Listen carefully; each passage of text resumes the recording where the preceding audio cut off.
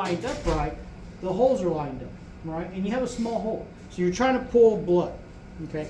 So if you use a 60 cc syringe and you try to pull too quickly,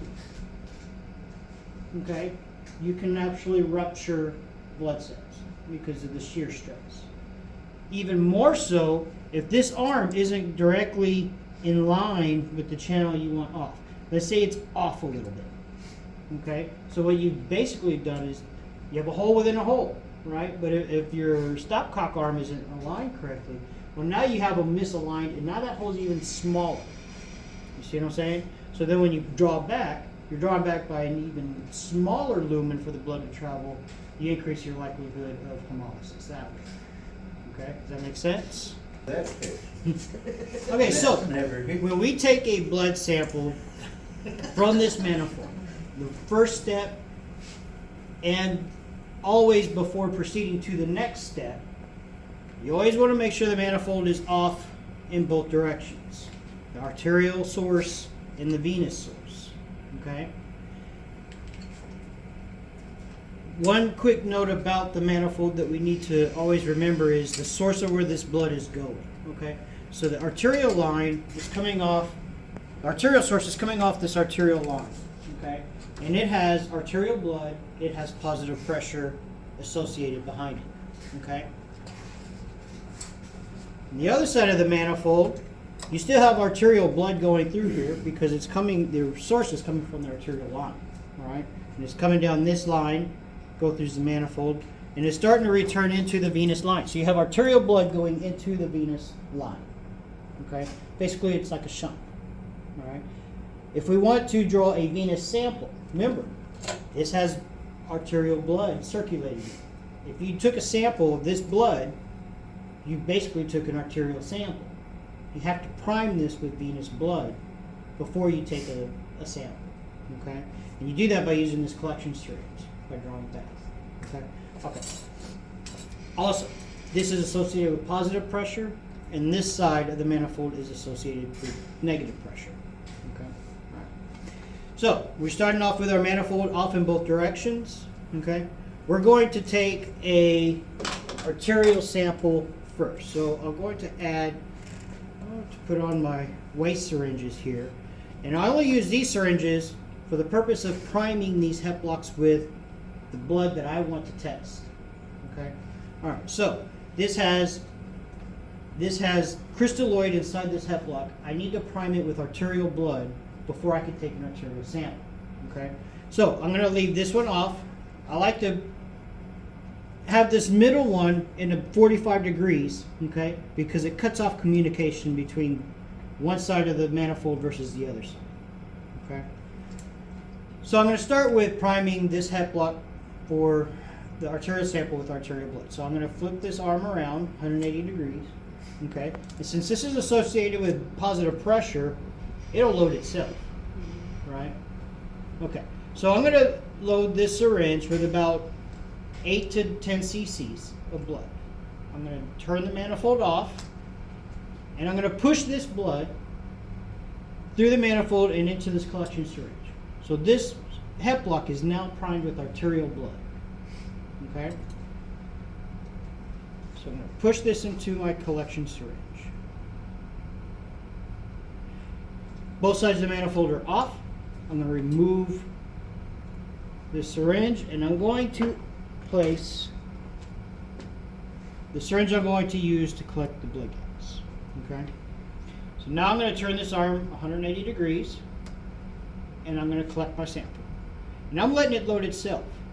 Okay? I'm going to turn this arm off before I take the syringe off. You always want off and off. Okay? I remove this arterial sample. I label it, pass it off, and it goes in and it gets tested. Okay? For the venous gas, now I need to prime this line with venous blood. As of right now, it has arterial blood. Right? So I'm going to flip this arm. I'm going to turn this port off so that I can use this middle channel. I'm going to prime this line with venous blood by pulling back on the syringe. I'm going to pull back slowly. Okay? Reason for it is because one, this diameter of this plunger is a lot larger than a 1 cc syringe, so it's applying a lot more force when you pull back. Okay, if your arms aren't aligned on your stopcock, then you're applying a lot more force to a smaller lumen. You're going to cause hemolysis. Okay, this one you're having the machine actually assist you in pulling because it has that positive pressure. For the venous, you're going against the machine because this is negative pressure. So you're actually working against the machine to draw this blood back. Okay, so you don't want to go really fast because that's where you're going to cause your hemolysis. Okay. All right, so I'm going to flip this arm 180 degrees and draw it back. And I'm going to go all the way to about 40 cc's. So I saved myself about a 10 cc safety cushion here in this syringe because I'm going to have to prime this heplock. Okay, so this is done. So now I'm going to prime this heplock with venous blood. Because I just primed this whole line with venous blood. Okay, I'm going to turn this 180 degrees. Or to the off position here. I'm going to draw back my venous sample, and I'm priming this heplock with venous blood. I'm not taking a sample yet. Okay, I'm going to push this into here. Off and off. I'm going to remove this syringe. This is my sample collecting syringe.